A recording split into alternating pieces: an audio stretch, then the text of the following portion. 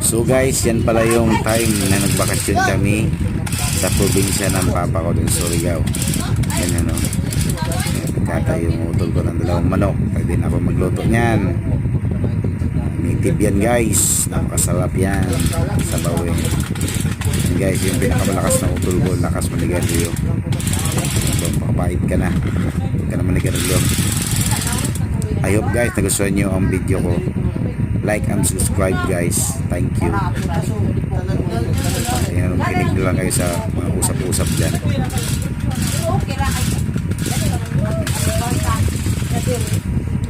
Dua kang kilot to nga. Dua kilot to nga.